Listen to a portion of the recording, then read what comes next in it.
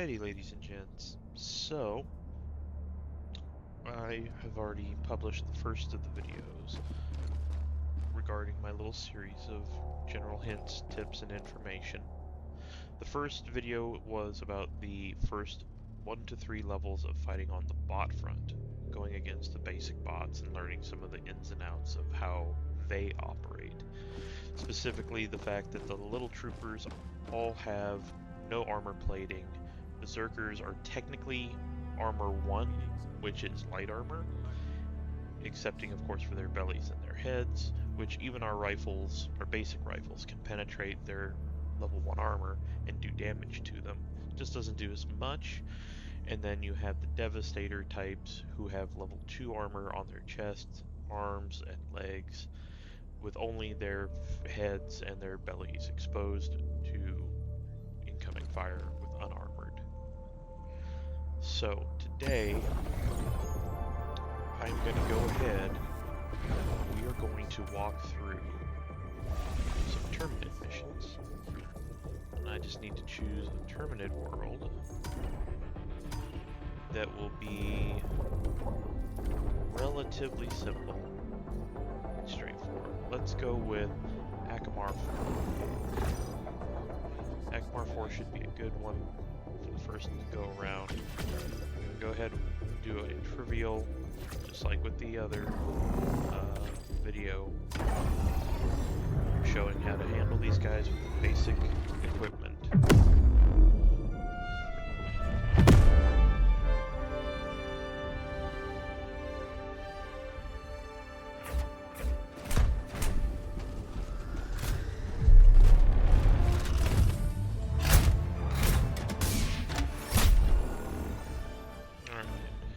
Just like on the first video for the bot front, when we did trivial, the map was really small. They will always be really small on trivial difficulty. Now, just like on the first one, I'm gonna do way the heck over here, just to give you a bit of a lead up. Now, for more advanced information, when you're in this screen picking your stuff, if you don't like your armor or you want to swap weapons, if you've unlocked some, you can always click on the little switcher here. It'll tell you what button. I don't know what it is for consoles, but I know it's R for my setup, where I can just go over here, click it, and switch between doing stratagems and equipment. Come in here. Alright, I'm wearing BO1 Tactical, which is fine. The helmet and the cape don't do anything except look cool.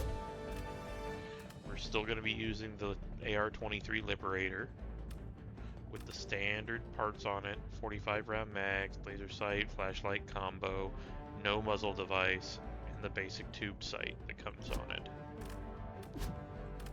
Same P2 Peacemaker handgun, same G12 Hi-X grenades.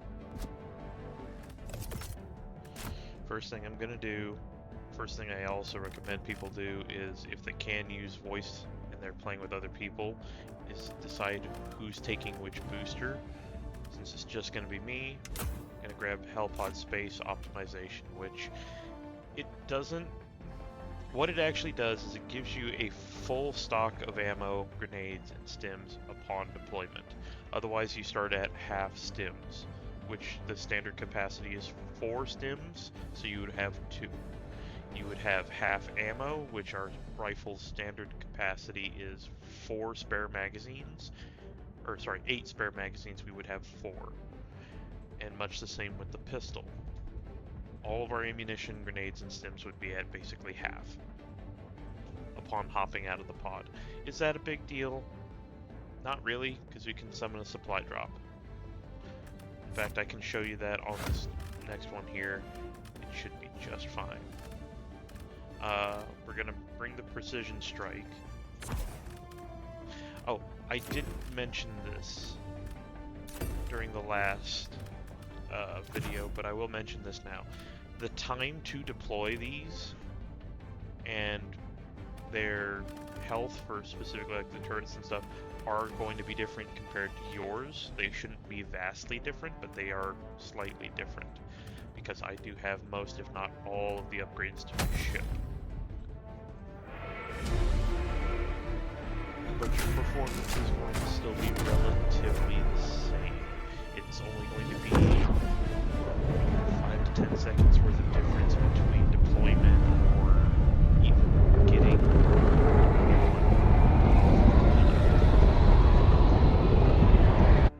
it's all just part of the process. So, as you can see, I have 6 out of 8 magazines for the rifle in the bottom left corner, 5 out of 8 for the pistol, 2 out of 4 stims, and 4 out of 5 grenades. So, more or less, not a full loadout. Now, if you also are starting fresh in this game, one thing that will happen is when you call down support weapons like the machine gun, it'll have like a mag loaded and maybe 1 or 2 belts in reserve, and that'll be it. But it'll still have the maximum 3 capacity option. So what most people do, and what I recommend, is after you spawn in the new player, call in a resupply immediately. Is this a little detrimental if you're off across the map? Yeah. If you're about to go across the map though, and you want to make sure you have enough supplies, it's a big deal. Rule of thumb is 1 box per person in a 4-man team. 1 box fills me up to all my grenades, all of my ammunition for my rifle, all my stims, all my ammo on my pistol. I can't take any more if I wanted to. But let's say that we're severely depleted on our rifle ammo, and I take 2. Just try to be cognizant of your allies' stuff. Their stuff will be visible in the bottom left corner of the screen above your stuff. They'll have a symbol for ammunition, they'll have a symbol for stims, they'll have a symbol for grenades, and they'll have a symbol for what backpack they're wearing, if any. If it goes from white to red, that means that they are running low or out. Always check with them. If you have audio equipment to talk to them and they have audio equipment to respond back, awesome. If not, we do have a little chat box functional down there. It does take a little bit of time to get, you know, a message out, especially if you're not using a mouse and keyboard, but it's better than nothing. All else failing, there are also commands that you can use, like marking, telling them to wait, doing a thumbs up, thanks, or need supplies, sorry, no, and follow me are also options. Why do I say that? Well, when you use one of these options, you won't see it on the field unless it's, you know, marking a location. But if I say yes or thanks on my screen, you won't see it over my head, but other players will see that little bitty symbol, the happy face or the thumbs up, pop up over my head, and they'll also be able to hear my character say thank you or yes or affirmative or shit like that.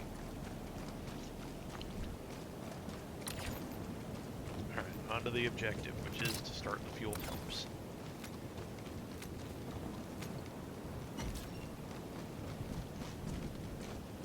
Now, on green maps like this, there is an environmental terrain feature.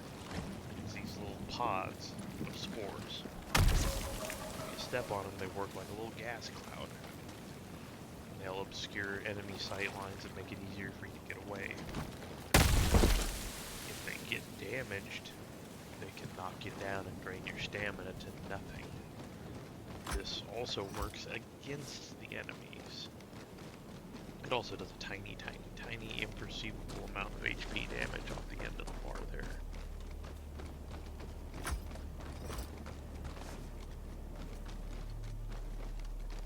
Also off in the distance you can see one of the crashed gliders projecting a light beacon. All sorts of things from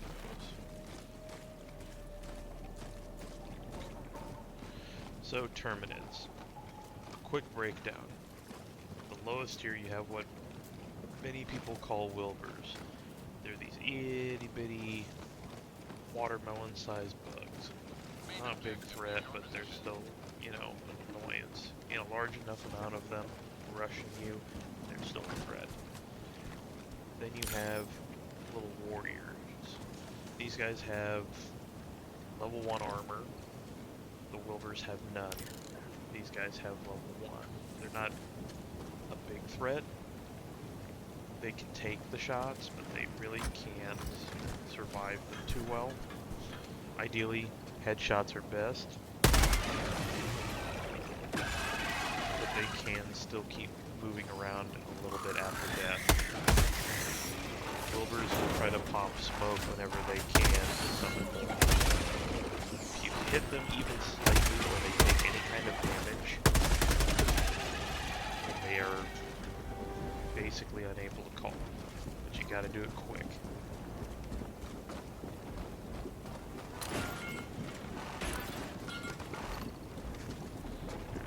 Now, another basic tip is, if you're fighting these guys, don't just straight up shoot for the center of mass if you are struggling to hit special zones on them. You can pop the leg.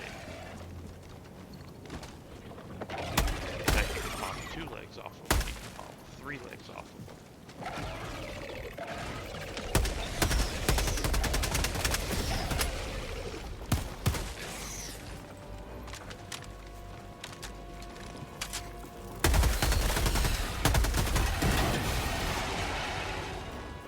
Orange cloud right there with the fire underneath it.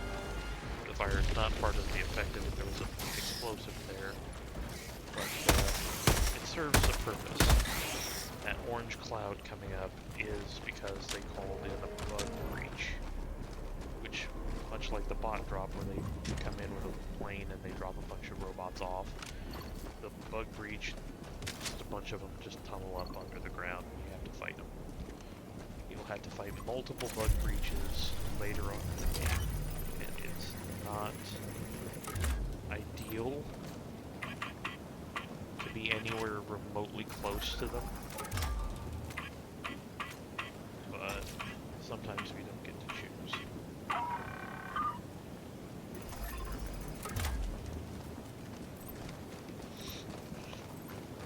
But like I was trying to illustrate before, that explosive barrel right there, if you find those and don't have any kind of fire or anything else to, you know, halt a bug breach, if you throw the barrel onto where the breach is and detonate it before they start popping out, they'll pop out into that and they'll catch fire relatively quickly. And that'll make dealing with them a lot easier because bugs do tend to panic now when they catch fire. While they're panicking, they're a lot less likely to actually be effective in fighting you. The bugs are one of the few factions that actually does not have a lot of ranged attacks or damage, unless you start going really far into the difficulties.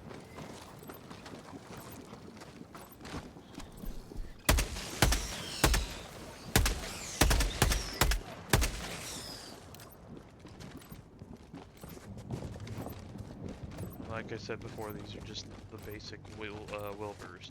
You can melee these guys, and it will kill them in 1 or 2 hits. Very easily. Our rifles will drop them with 1 clean hit most of the time. But it's got to be a clean hit. If you graze them, or you tag with their little bitty legs, it might not kill them.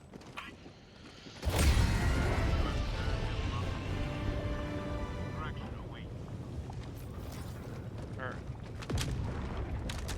Pretty simple so far. The Wilburs come in large groups usually, where there's one, there's more. Very easy to pick up. The warrior cast, I'm sure there might be a couple, 2 or 3 at a location. You might run into a patrol that has a few. They might pop up during a low-level bug breach. That's at low levels. You can use grenades to pop them. You can use grenades to decent effect if you can time it right.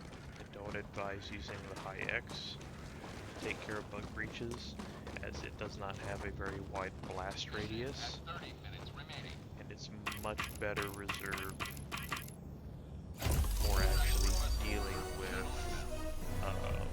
the bug hole hive structures, where the bugs will actually spawn out of continuously, and it's not something that's just called in by the bugs. We'll get to that in another mission here soon. I'm gonna throw down a machine gun turret, which will help cover us, because there's about to be bugs coming from over there.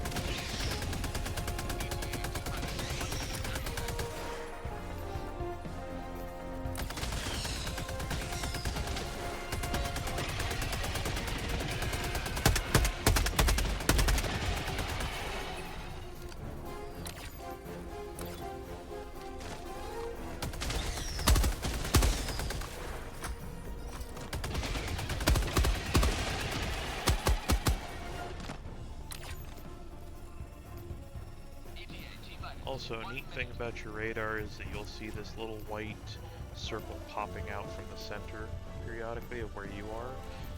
It is a radar ping. It just perpetually happens. It goes out about 1 square distance, which is about 100-ish meters. I believe from like one side to the other. So like roughly 50-60 meters. Maybe a little further. Maybe a little shorter. It doesn't really matter. But it covers quite a distance. You can see the enemies coming up on me from over here. I can ping that and it'll show on the compass where I just pinged. Usually our guys will also make a little announcement as well that we pinged a spot on the map. You can use that to help draw attention to locations. Like right over there where I saw those guys, I saw that rock, it just barely became visible. That'll help to draw everyone's attention to places. Always repeat that on smoke. Ambush will occasionally have things spawn behind you, or mobile patrols just walking the map will eventually cross relatively close to you. And they do hear the gunfire. Gunfire does get their attention, and they will move closer to investigate, then draw aggro onto you, and then immediately, if there's any of the little guys, then they'll summon up bug breaches, and then the situation gets more. Bugs compensate by having less ranged, for having less ranged units by having more capacity to spawn numbers.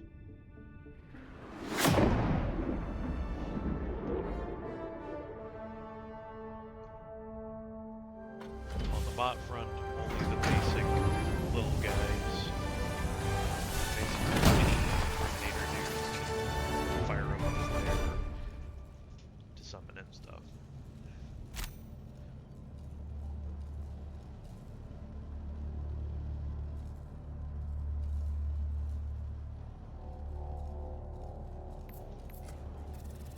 Alright, so that said, the little bitty guys are not the only ones who can summon stuff on the Terminid front.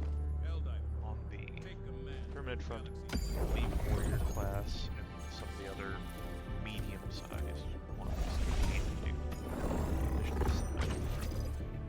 We're going to move up to the east, which is tier 2. We're going to deploy here. It's a spread democracy mission.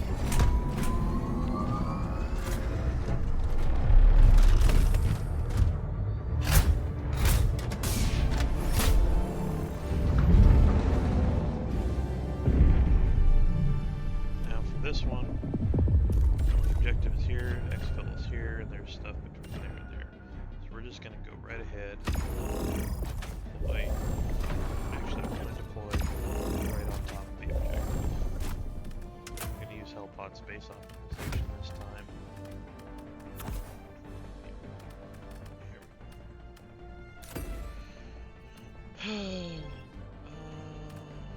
817 cores and turret.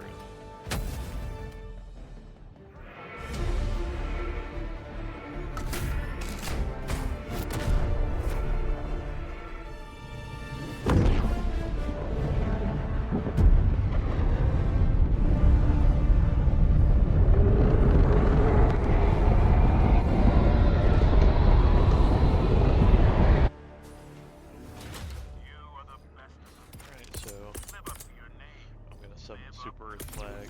This objective, raise flag of Super Earth. Basically, we take and hold this position and defend it. We're gonna plug machine gun on high ground here. So, right about here. That's fine. Calls in.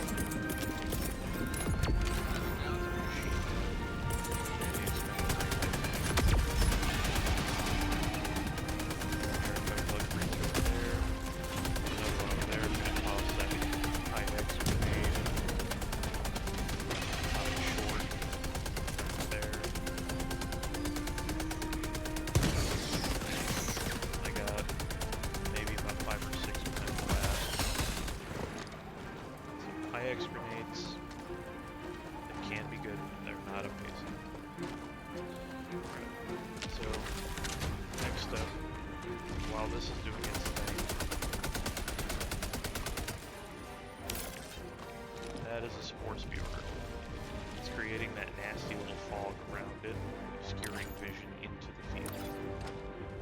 So,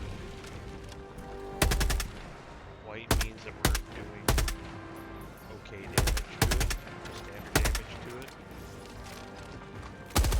Red means that we're getting full on no resistance to the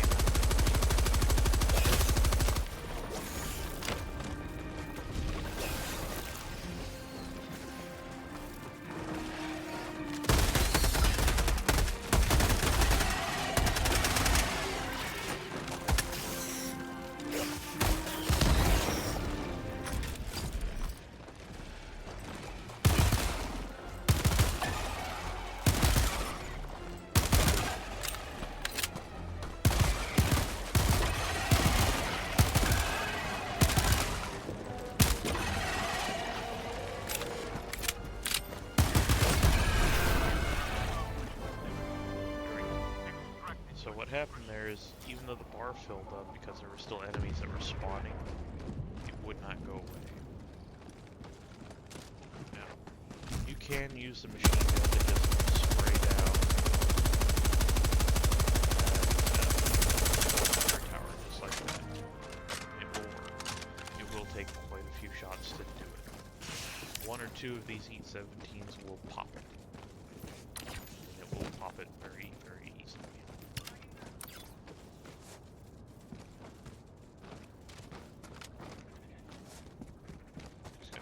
And move towards this objective set over here. Alright.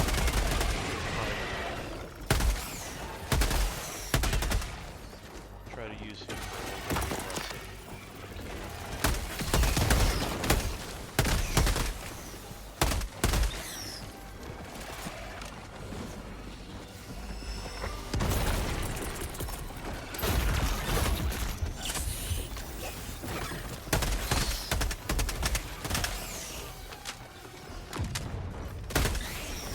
This is the next tier. Basically just a souped up warrior. But they do have on their front claws and their heads armor that is causing shots to glance off.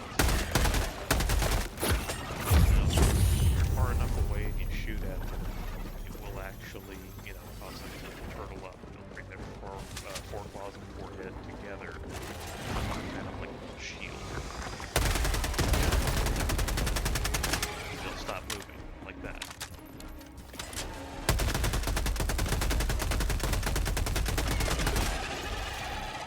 Still shoot around it and hit the head area, where you can hit the sides of their body right along the edges. also tag their legs, kind of, just where the armor isn't. It'll be easy enough to kill them. Or at least wound them badly enough that they will be forced.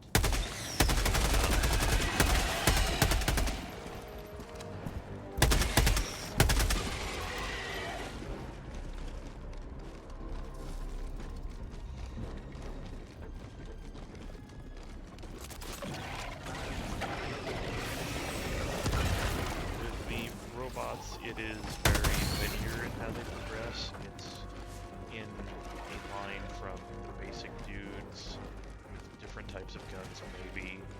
One has a rocket launcher, some have basic assault rifles, plasma weapons. With the bugs, there's a lot more progression.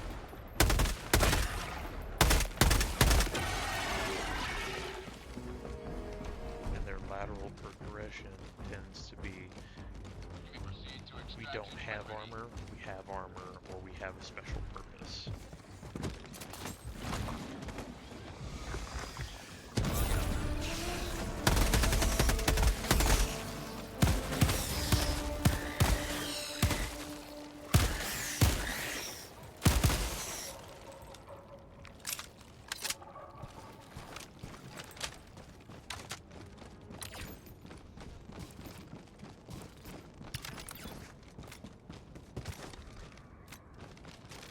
Special purpose of the Hive Guard. Their job is to be aggressive and move towards you and get you to panic and move so that they can hopefully get the others to move up and deal with you.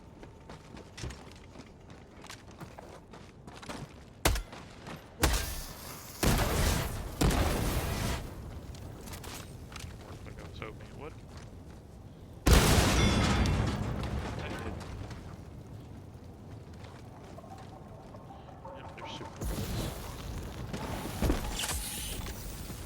Also, neat tip. Let's see. I can. Nope. If you catch fire at any point in time, as long as you're not dropping into fire, you can dive or go flat. If you go flat or dive, it puts out flames immediately. So stop drop, quote unquote, actually works. Now, the armor on the Hive Guards fronts is only a medium armor, which means that they will deflect our basic rifle and pistol rounds. They are not going to deflect this.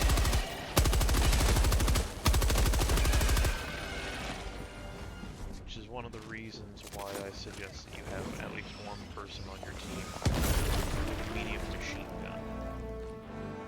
Or the MG43. This thing is able to handle a lot. Even the enemies that don't have, like, medium armor, this shreds them pretty good. That is a hunter. Hunter is one of those specialty troopers. What they do that's special is they can do little hops, jumps, and jaunts around you. They try to flank you. Get around them. Also, when you point at them, they like to try to dodge. Back up, just like this.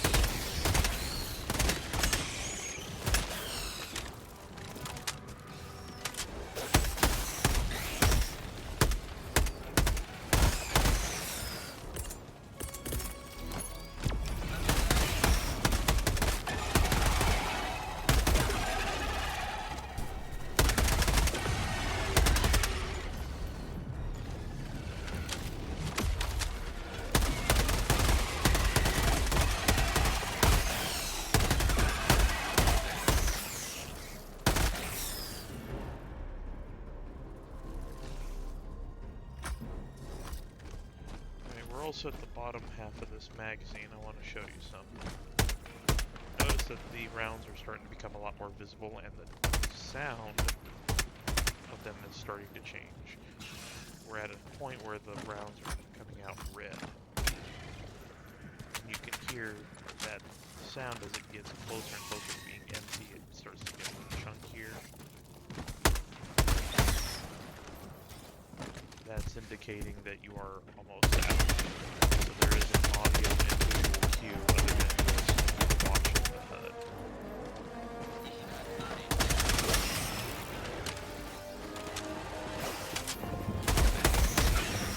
It's a little bit more audible to get full audio, but not necessarily. One thing the high guards and the larger bugs do lack is mobility. They're not as fast.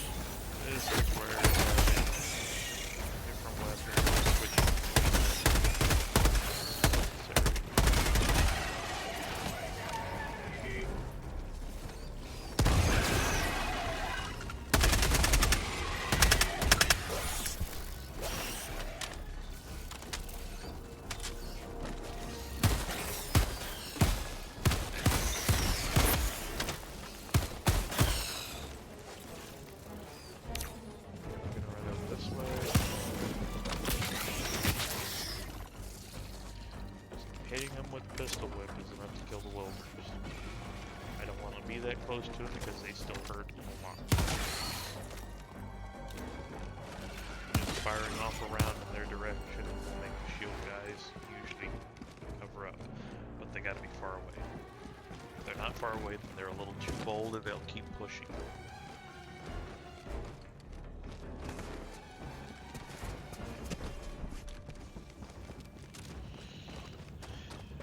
Like I said before, one of the big things that will get you killed is trying to reload weapons.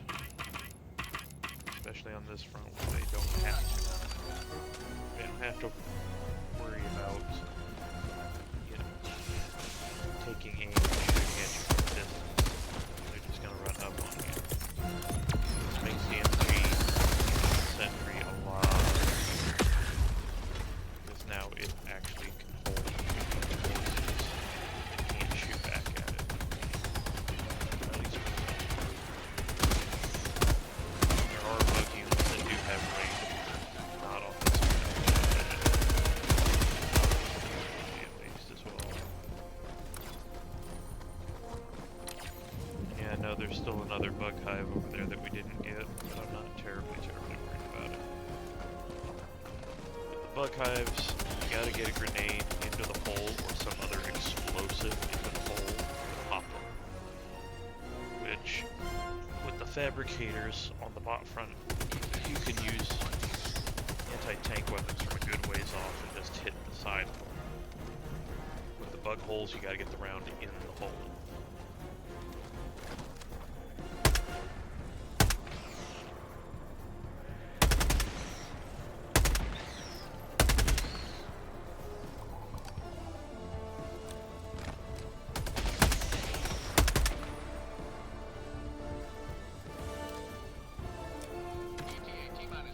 Also, I have it remapped so I can switch between firing modes with the press of a button rather than using this hold screen. I just tap my button and I switch between firing modes. First, full auto, semi, first again. First, full auto, semi, first.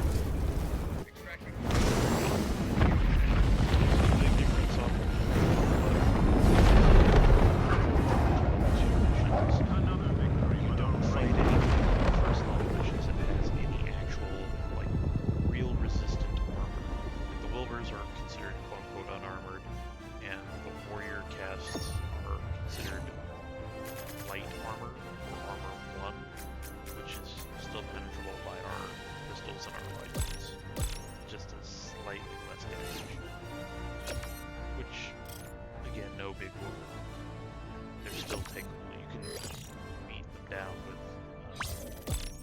butt of your rifle or pistol, whack them to death with like 3, maybe 4 hits if you're hitting them in the head. Which doesn't seem like a lot, but it can be. It's definitely one of those situations where if you're out of ammo in your rifle and you're emptying your pistol or something, but you need something either get melee cannon on the back and put them in a stun cycle very, very briefly. Or stagger state, I should say. That said, at mission level 2 we're facing bugs that have medium armor now, which isn't bad. Now, just like in the others, primary objectives and enemy patrols are in trivial, moving up to 2 allied tactical objectives and light outposts. Now we're going to 3. At 3, secondary objectives are present, medium outposts are present, and heavy armored enemies begin to show up. What does that mean? Well, that means that we're gonna probably run into chargers. We're gonna go ahead and launch ICBM mission. Because this time, now that we're at level 3, we're doing operations.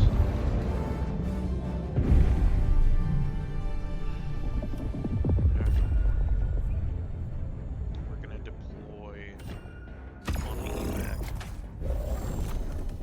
Space optimization. Take the orbital precision, machine gun, the E-17, and of course, our MG-43 turret. Still just using basic gear. A lot of people underestimate basic equipment. I think that it's not reliable, or that it struggles with a lot of the game. It can, especially at higher difficulty tiers, but it's not for the reasons like at higher difficulty tiers, you're just having to deal with more at one time. There's a bug hole there. Hold down the expendable launcher.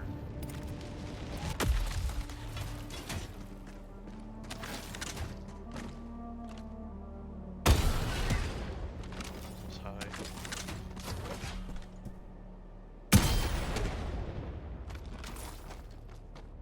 That one looked like it was dead on. I might have hit it, but I might not have.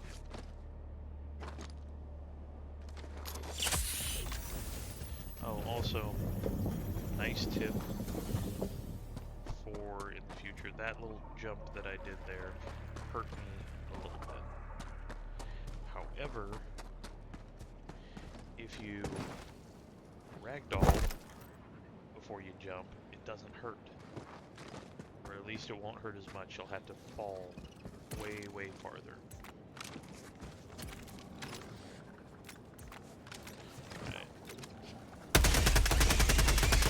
Now we have these little green guys. The little green guys are the start of ranged units for the bug front. Are they really good? No, but they are very irritating because their spit that they hit you with does slow you down, it does tire you out, and it does make you easier to kill. What's that? There it is, Force Viewer. Hit it once. See if I can get another round in. Limited time structure destroyed. There we go.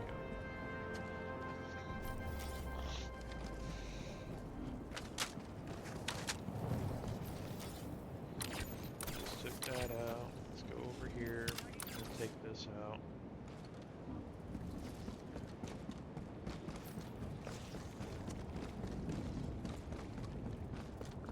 Probably another sports viewer over here somewhere. Took out a damaged health pod that had a guard dog in it, so that'll be a nice little bonus. We'll find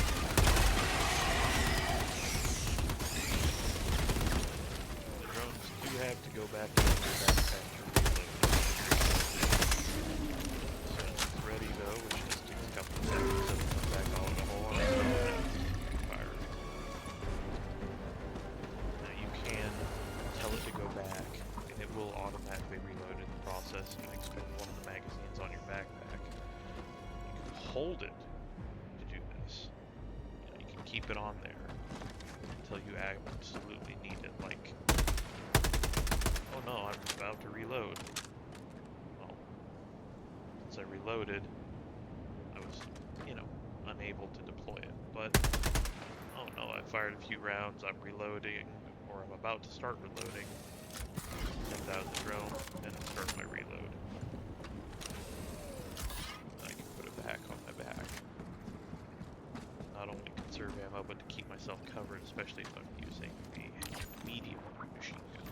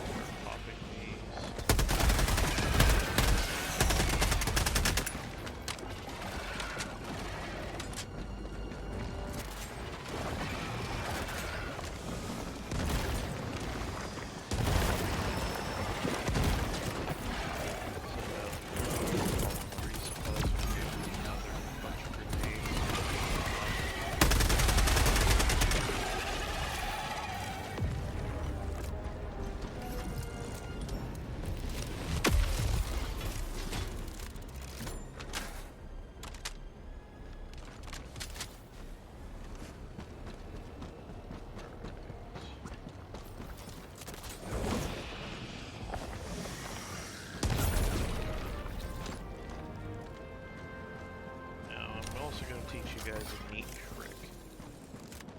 This is something that a lot of players don't know about, even the higher level players sometimes don't know about this. When you're ADSing, there is a button that allows you to quote unquote switch shoulders. This is done so that you can kind of peek over the left instead of around the right side of objects, so to speak. It doesn't actually change your character's shouldering position, but it is pretty neat. Especially because, let's say, I deploy the drone. The drone will always deploy out my right-hand side. But I switch to the left shoulder when I ADS and the drone flips. So let's say I'm on the bot front and I'm stuck in cover because I'm getting shot at by a ton of bots. I back up and I let stuff engage, yada yada yada. I come around to the other side of cover. They can't see real good, but they definitely can't hit me or see me. And I let the drone do the work for me around the cover.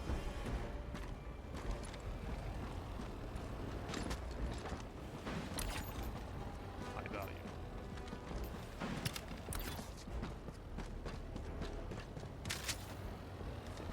Maxed out grenades. Also, getting supplies or ammo canisters in the field will reload those magazines on your backpack for your drones. So, you don't have to call down a drone just to get more ammo for the drone, but if you do need a drone and you can't call in resupply because it's on the cooldown or you can't find ammo, that's another opportunity, another way to do it.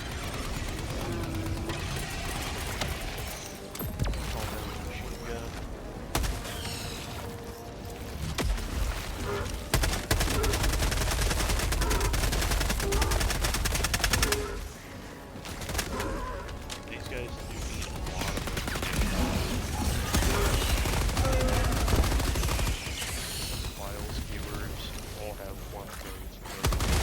It is actually explosive.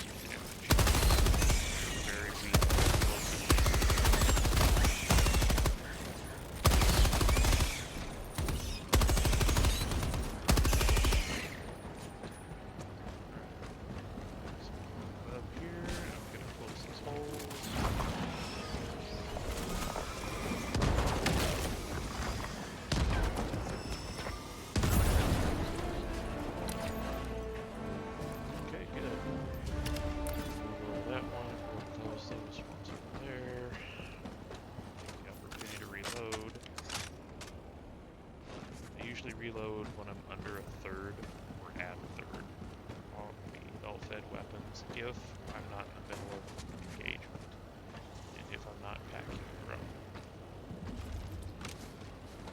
or even if I'm in attack. I'm gonna have to call in a resupply if I want to keep using grenades to close these holes. But since these two are so close, I can use a precision strike. Precision strikes do not have a very large blast radius. Their blast radius is only going to be about 9-10 meters-ish. So, it's a good thing to have, but it's not perfect.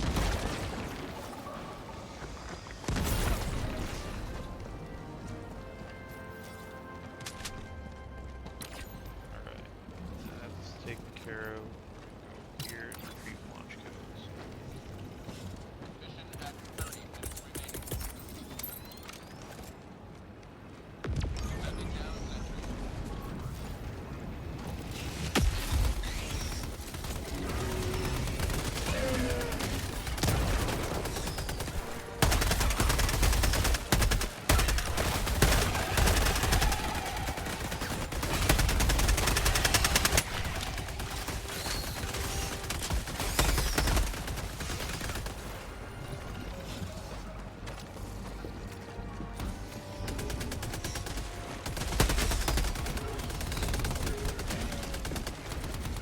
Alright, there's the launch codes.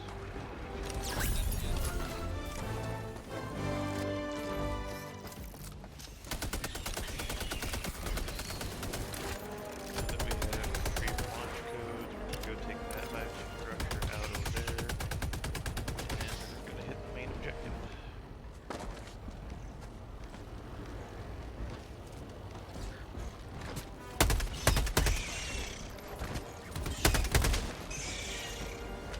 The nice thing about this little drone is its medium armor pen has 45 rounds of magazine, and it does have a headshot bias, which means that it will target enemy weak points that are very easy to hit for it.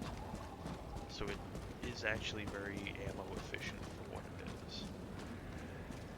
And since it's covering your back and taking down targets rapidly, it can actually be used as quite an effective offensive tool, especially when paired with a medium machine gun that has medium armor pen. I've actually racked up 400 or 500 kills using this combo. 4.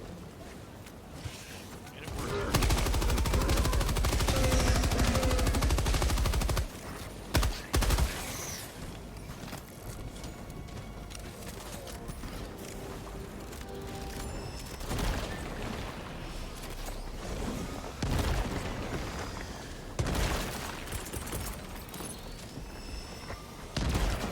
Whiffed on that. Hopefully it'll be close enough. There we go, it was close enough.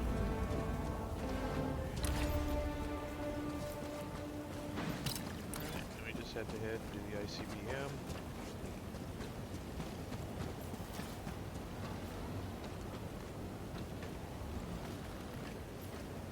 Oh, but yeah, you can actually see that this thing has already pulled magazines from the slots. It holds 4 on each side for a total of 8 magazines total.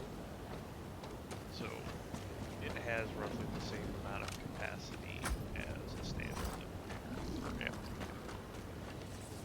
which isn't amazing, but it's still pretty good.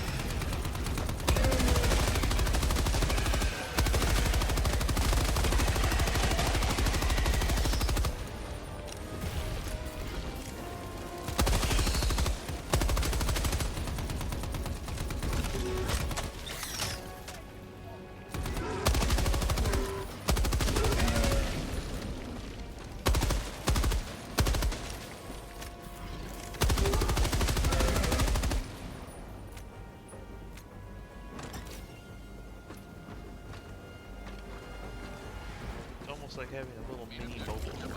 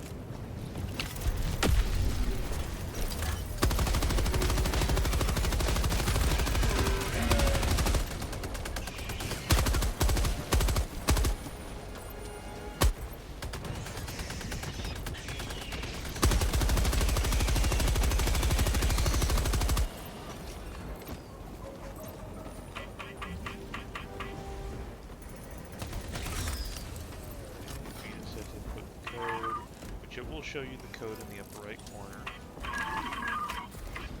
after you get it, you know, previous objective zone.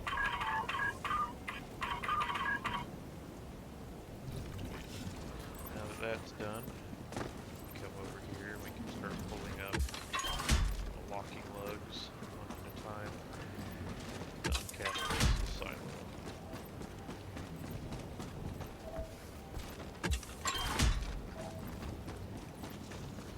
Now, a quick little tidbit about gun turrets.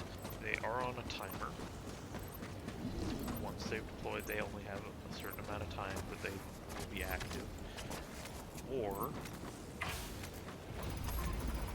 they will expend all of their ammunition and then they will despawn, or it will be destroyed by enemy pallets. So, timer, ammo, destruction.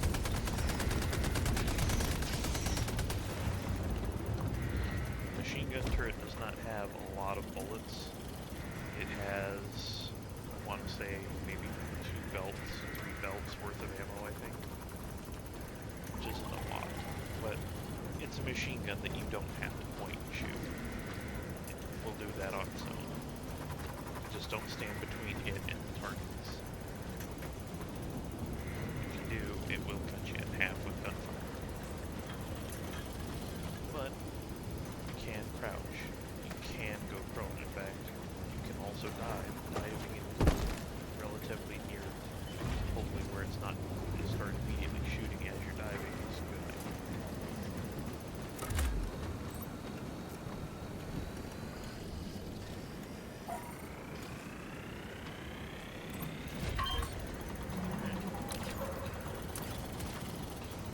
Now, you can have multiple of these up, assuming that you have to do that one.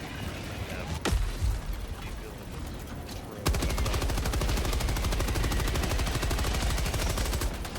Now I have that one's timer where I have some right now.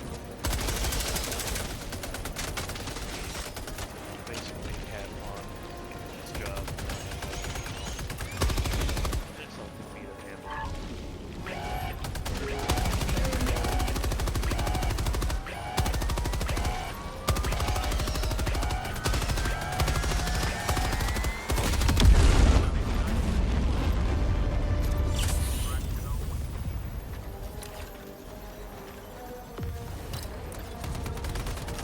Head on here to the sub-objective, just to upload escape pod.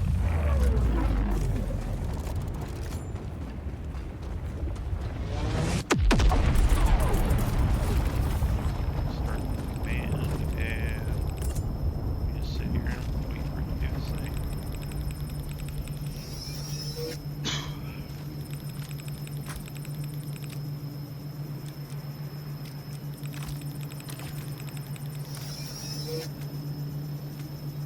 Proceed to extraction when ready.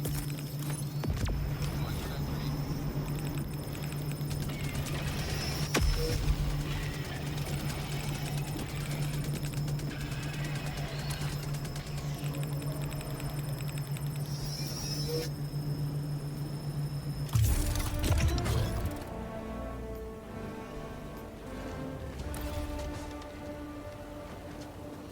Also, sometimes you will see off in the distance little sparkings like this. That's because that's a hell bomb that is part of the environment. I can shoot that thing once and it will start to go off. It used to be that you could shoot it twice and get it to go off immediately, but you know, if you can lure a bunch of enemies into it, or a big heavy enemy near it, and pop it, you can easily take out some of the heavier enemies with just basic weaponry.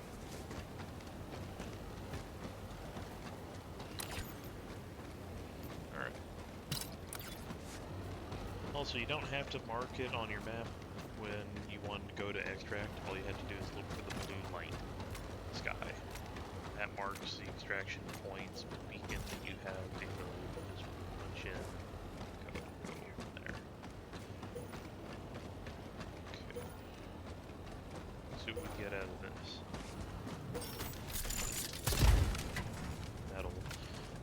Unfortunately, I'm maxed out on metals, so that doesn't do anything for me. But again, this is in the assumption that you are new to the game.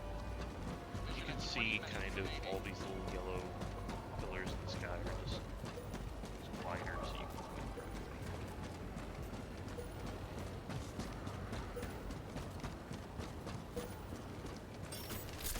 They can have anything: requisition slips, medals, super credits, weapons, ammunition, all sorts of things. I'm not going to waste too much time doing that though, because we still have to go and finish up the other objectives. I think we're still on. No, we're not on tier 2. We're on tier 3. That's right, because we have the bile spewers.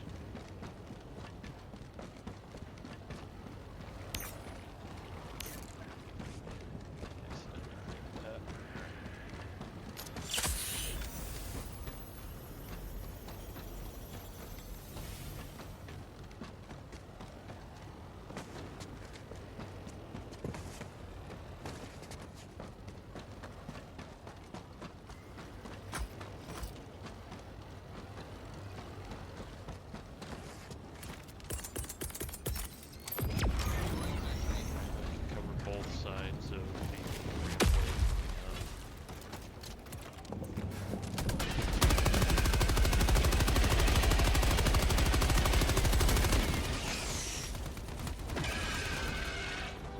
taken care of. Start calling it in.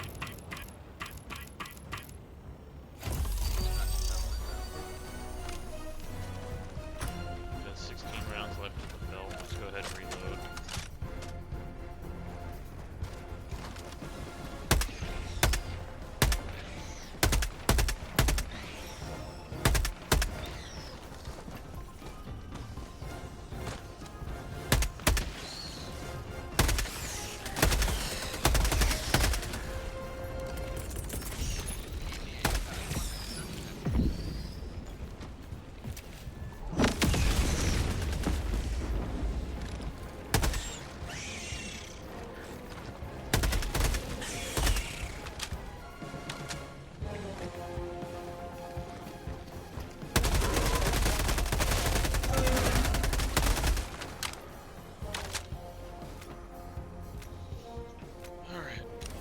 Also, your backpack drone does have a little meter next to it telling you how much is loaded in its current magazine.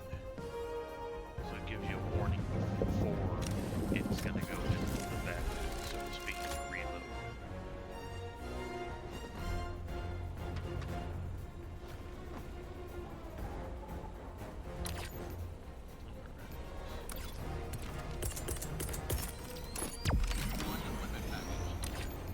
Some players that I've played with before do like to spawn at the backside at the start of a mission and deploy some resupply, even if they have the Hell pod space optimization for extra ammo and whatnot when they deploy, just so that when they come back here they already have ammo to grab when it's time to leave, so they can defend the area a little bit easier.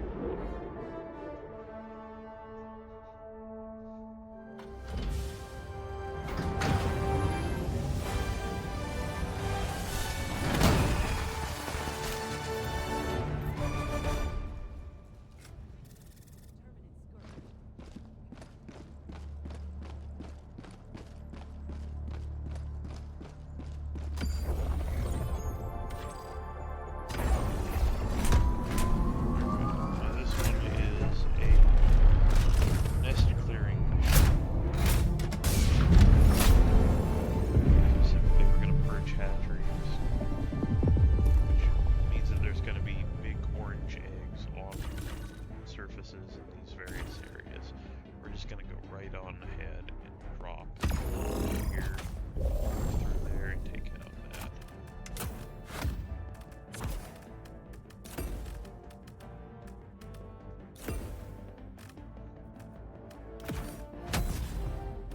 Same loadout as always, basically beginner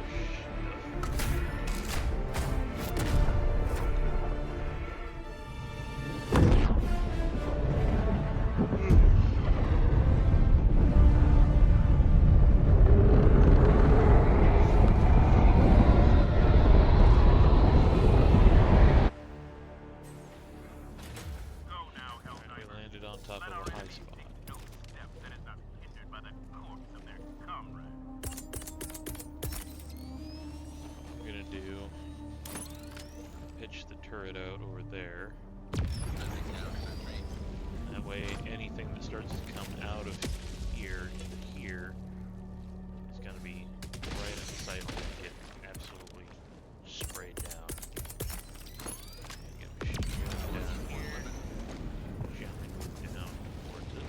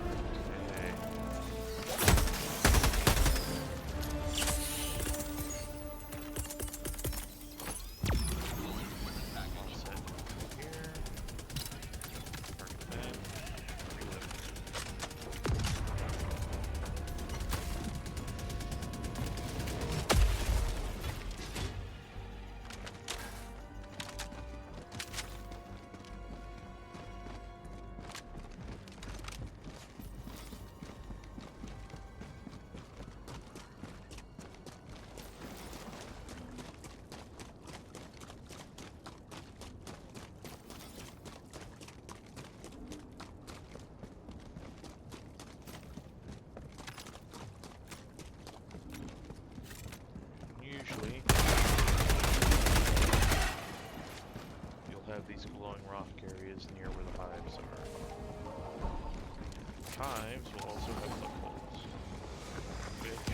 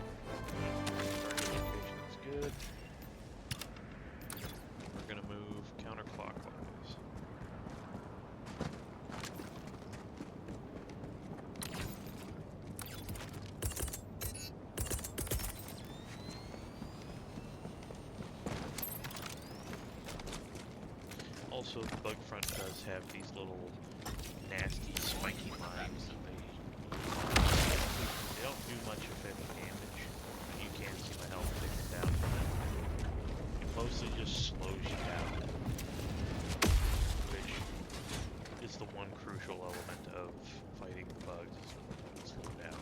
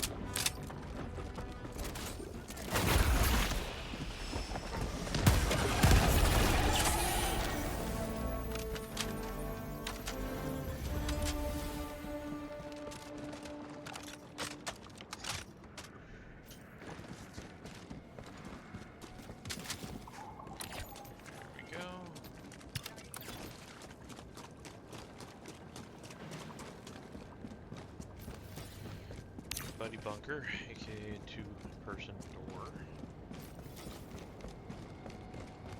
Not gonna worry about it. Alright.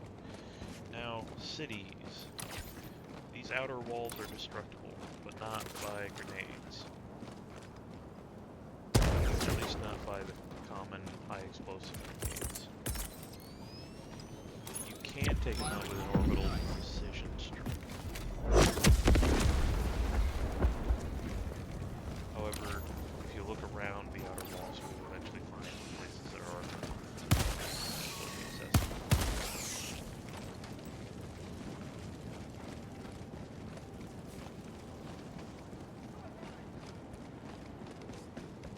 Or places like this that have not only an opening, they usually have free ammunition, machine gun, or a rocket launcher or something. You'll find equipment usually in those inventories for free.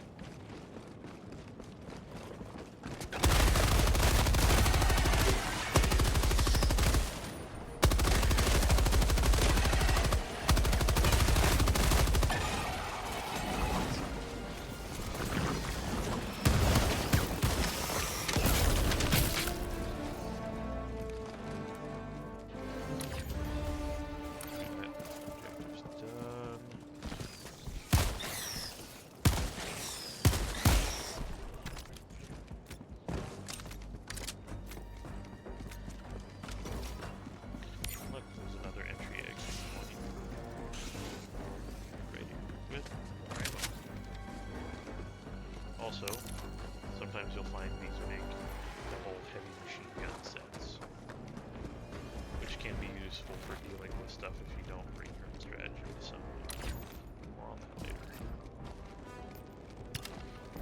So there's 3 different spots for hives. There's this here, there's this big sucker here, and then there's that little one there. There's 2, sort of 3, 4. But these are what we're worried about right now.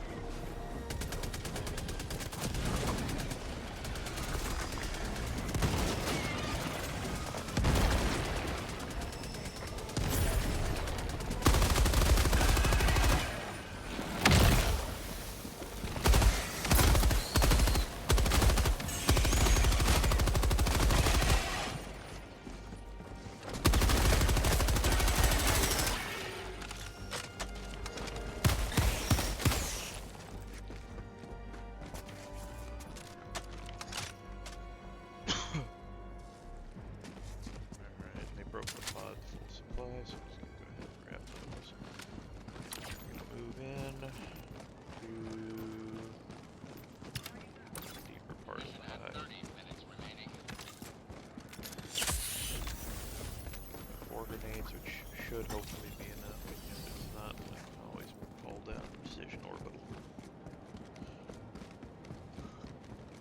And I've got about a minute for resupply to come back online.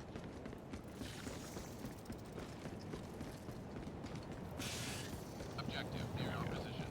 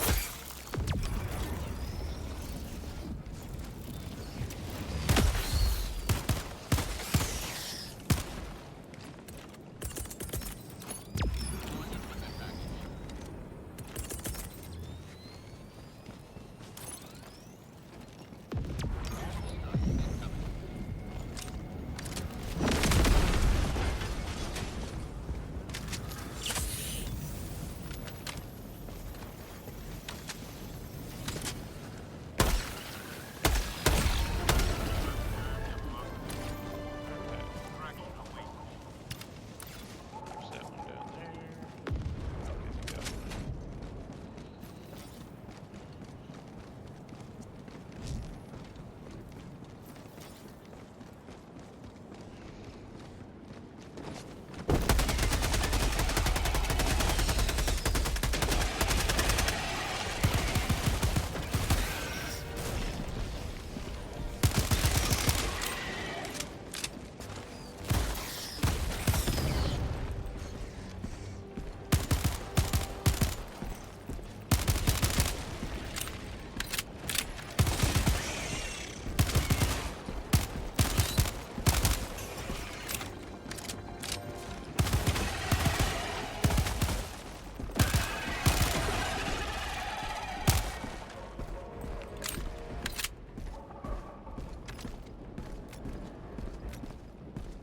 Extraction is available.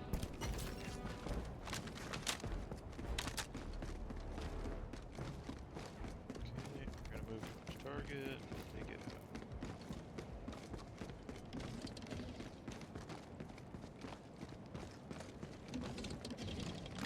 Oh boy, Brood Commander.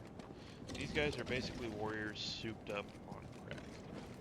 They can summon up a bunch of warriors right on them, almost immediately.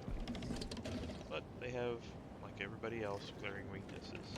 The head, which you can pop off, but they'll still be alive for, I want to say 30 seconds, maybe 40 seconds afterwards. But you pop the limbs off, and they usually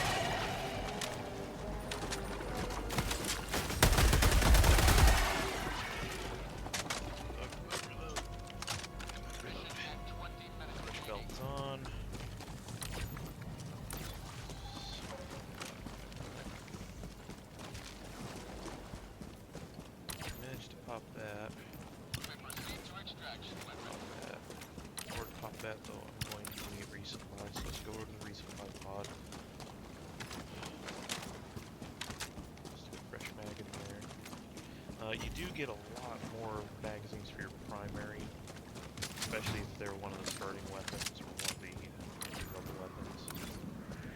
Something I've noticed. I got 3 Liberator mags out of that, and I got a machine gun mag. Most of my pistol things, I think all of my pistol. Yeah, 8.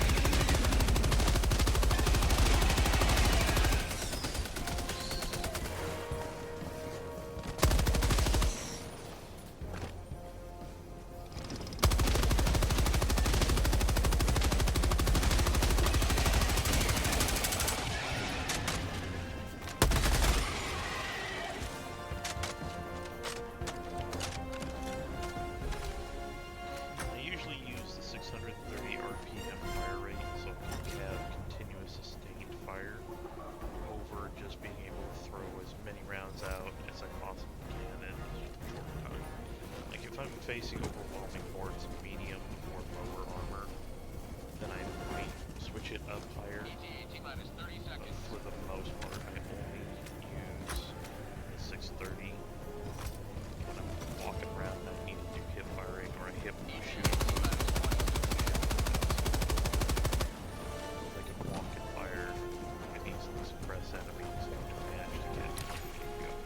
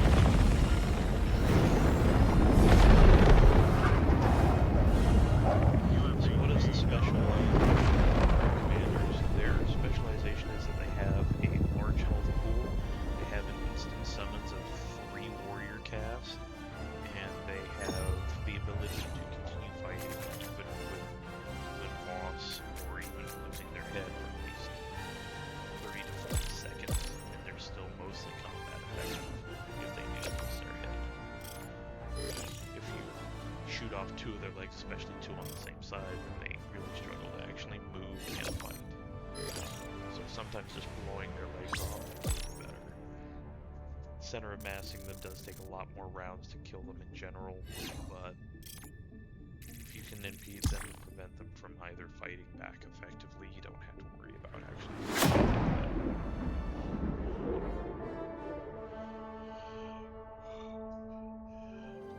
That said, when in doubt,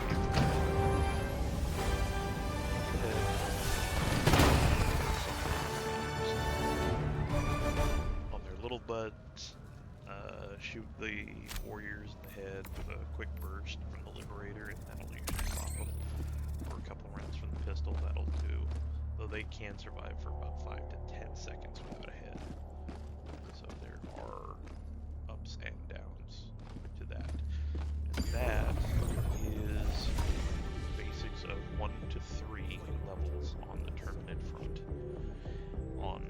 this planet in particular, which isn't part of the major order, but it is part of just in general what we're doing in this game.